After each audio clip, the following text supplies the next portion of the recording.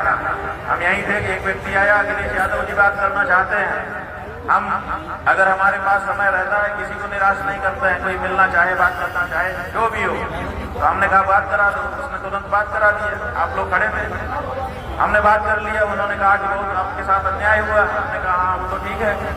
फिर उन्होंने कहा कि हम तो विरोध कर रहे हैं। हमने भाई आपकी राजनीति में मुफीद लगता होगा तो आप विरोध कर रहे हो।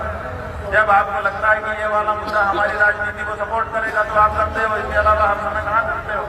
हमने आप में आए थे, हमने आपसे कहा था कि गौ माता की रक्षा के लिए आगे आइए। आपने कहा हम तो सत्ता में नहीं है।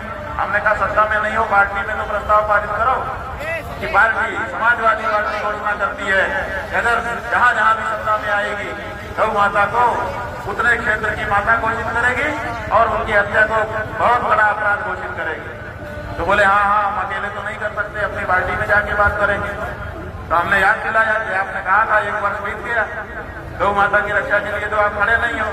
तो जहाँ आपको मुफीद लग रहा है आप कर रहे हो, अपना करो, ठीक है। आपने फोन किया, धन्यवाद।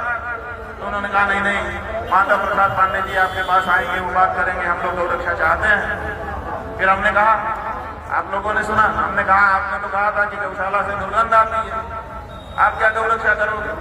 आपको तो आपने कहा था इधर की शीशी से सुगंध आती है। बोले नहीं नहीं हमने ये नहीं कहा था, वो बीजेपी वालों ने उसको तोड़ मरोड़ करके चला दिया। हमने कहा इसका मतलब बीजेपी का जो प्रचार तंत्र है वो आपसे ज्यादा तगड़ा है, ये आपकी बात को पीछे करके वो कर देता है।